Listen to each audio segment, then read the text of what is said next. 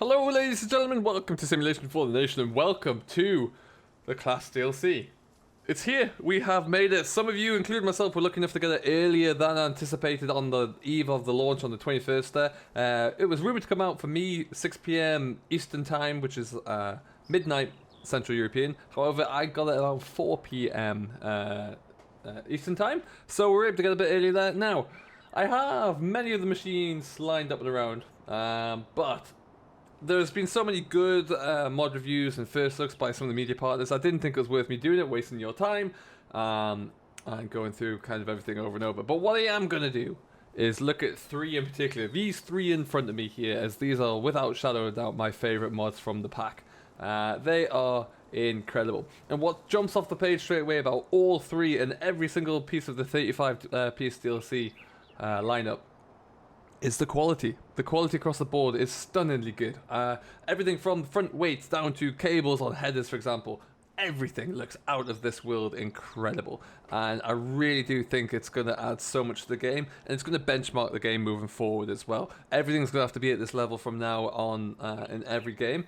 And it's just, everything you look at is just really, really good. It just, it knows no limits. Now what we're going to have a look at, we're going to look into each of these. We're going to start with the telehandler here.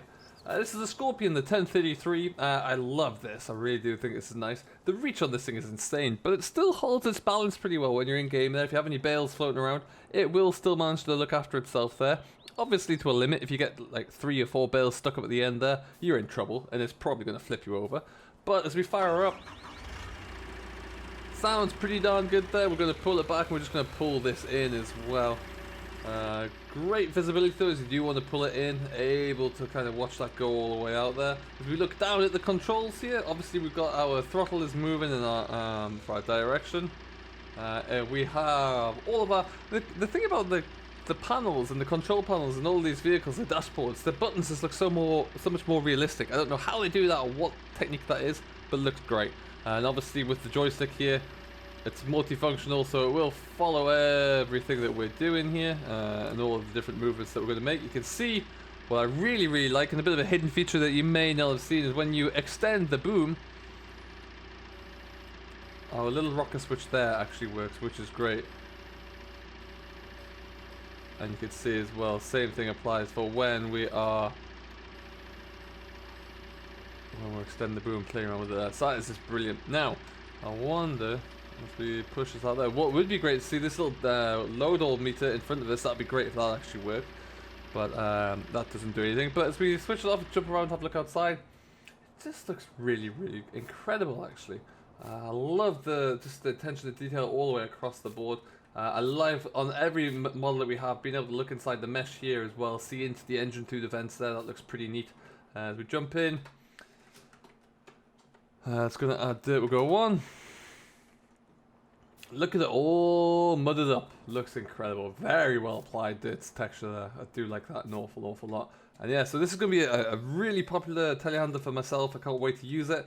For the smaller farms where we don't quite require the big Taurians over there. That thing, by the way, good grief, is that nice. Moving on, in real life, I adore the Claas Arian. I think they're great. Middle to large range tractor there. A lot of power in it for a small tractor. Great cab as well. A few people I've spoken to who have used these really do recommend them and find them very nice tractors. Really do kind of find these fascinating.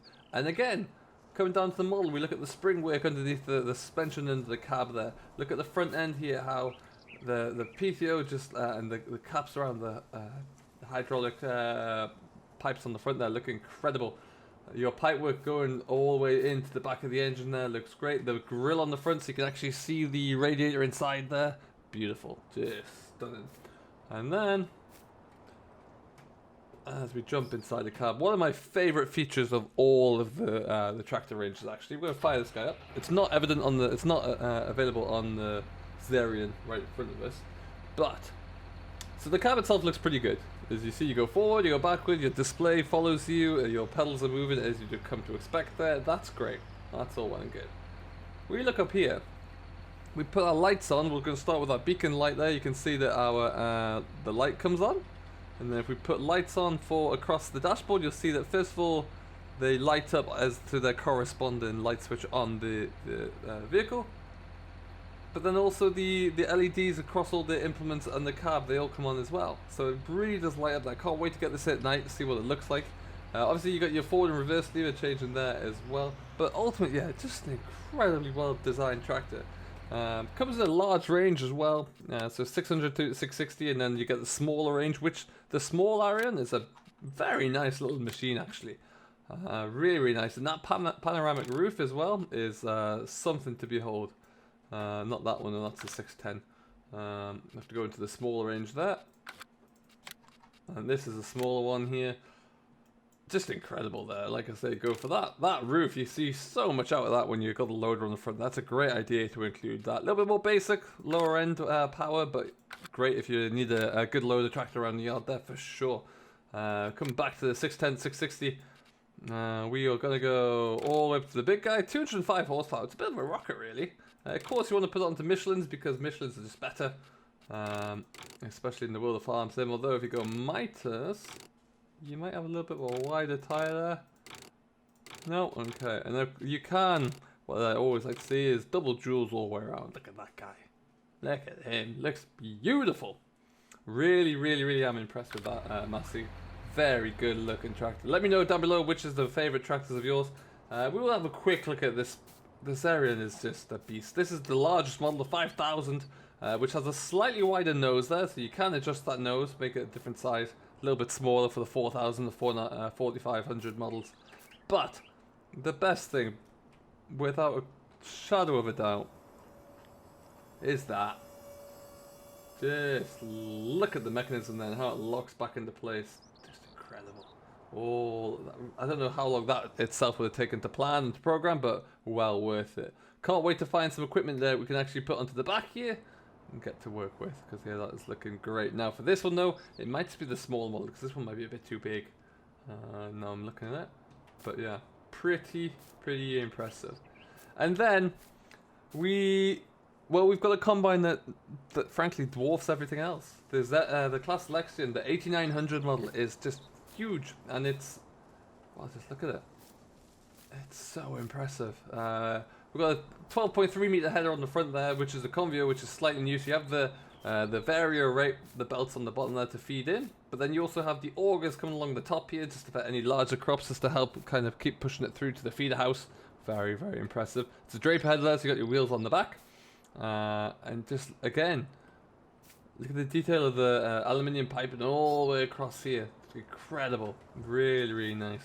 The hydraulics going around, and the electronics even as well to go around to the reel for the speed there. Ooh, just beautiful. Just love it. Absolutely love it.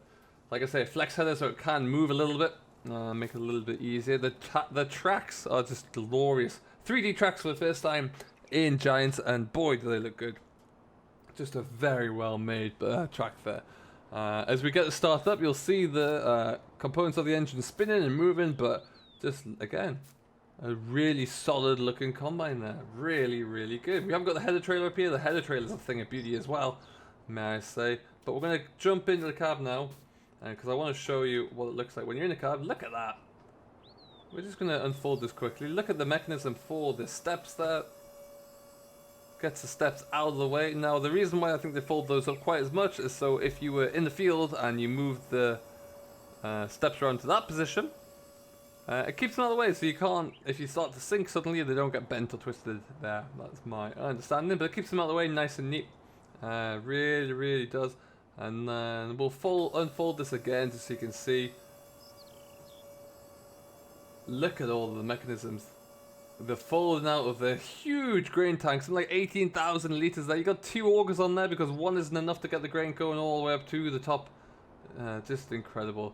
As we watch that again, it's almost hypnotic the way it all folds down. It really is. Just stunning. And of course, you've got the extended auger kind of folding back in out the way at the bottom there. We're going to fold out though, we're going to jump inside the cab. Let's fire this girl up. Where a plethora of screens start to come to life and scream at you here. You've got your GPS there, you've got your CBIS, I guess as it was, in front of you. That documents your the operation. You've got all your lights down the bottom here and all your dashboard. And then as you do eventually, nothing more here. As you move forward, of course, you've got your lever moves with you forward and backwards. Let's make sure we don't crack into the tractor behind. We're going to lift up the header. Up it comes. You can see the wheels move up with you there. The hydraulics come in. The hydraulics go down to kind of brace on the land there when you are functioning. That keeps them out of the way. That's really nice. And then we'll fire it up. Bring that back up again. Lovely looking header speed here. It's all going. You can see on the dashboard there that our the charts do move there for miles an hour as we go forward. We can raise up the header as you would normally there. Plenty of control across the device. From a light standpoint, you can see once again our lights come on to the dash there. Light everything up, showing where we're all working. And then you can see as I toggle the beacon lights on and off as well. And we'll bring those back off. We're going to just take a quick dive into this field here. In fact, I don't know if I actually own this yet, so we'll take care of that first. Just do the good old thing, buy this big guy. Lovely stuff.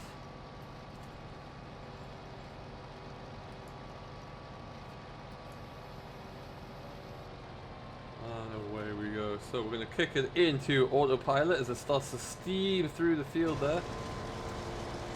Out we come. We're currently chopping the straw there, so you can see animations on the chopper. So you've got the chaff coming out the side first. That's something you don't see too often there. Great particle textures on there. I think that's really, really neat. And then you've got your straw being spread as well. However, if we choose to remove that, down it comes. Instant as well. Really, really nice. Good thick swath of straw. However, you still get the chaff coming out, which is important there because quite often you'd lose that. Nice to see that one coming through. On the front end, someone's taking me for a bit of a ride here. Stay straight, young man. Stay straight. There you go. Nice straight line. Front of the day, you see the crop being fed in evenly as well. Beautifully wide combine header. Looks incredible. Look at that swath behind you. And then, of course, grain is coming into the tank nicely there. I wonder as it fills up if we'll see it go up and up and up and up, but it does look really nice.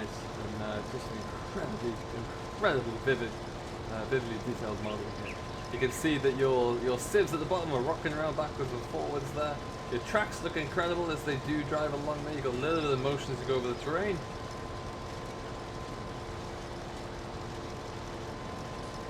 Just wonderful. Let's get that out as well, just so it opens all the way out there. Look at the engine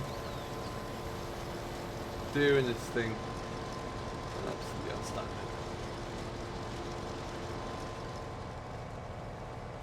Bring up our map again and bring up our HUD. You can kind of see that we're 4,500. We're only at 25% of the way through there, so it's just endlessly big. So impressive there. Doesn't that look like something? Just beautiful. As we go though, we're going to assume like it has been this week that it's been this harvest has been a bit of a wet one. So we're going to go add full dirt. There it goes. Not too much again though. A nice smattering of dirt across the front there. Nothing too crazy. Looks good. How? Wow, that's a gentle slope that we've gone there. Okay. Oh well, that looks like how it's going to be for there.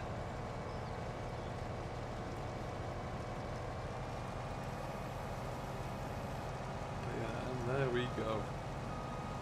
Harvest has changed forever, I would say, on FS. Absolutely stunning.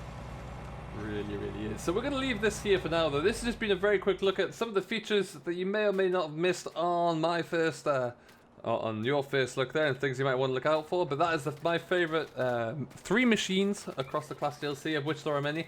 If you want to see me look into them in a little bit more detail here, I did do a live first look as soon as I downloaded it, so you can check that one out and see what you think. I'll link that at the end here as well. For now though, I've been Simulation for the Nation. I hope you have enjoyed. If you have, don't forget to hit that like button, smash that subscribe button, and ring that little bell as well so you can keep up to date with everything we're going. If you have any questions, comments or feedback, leave them down below and we'll see them as soon as you can.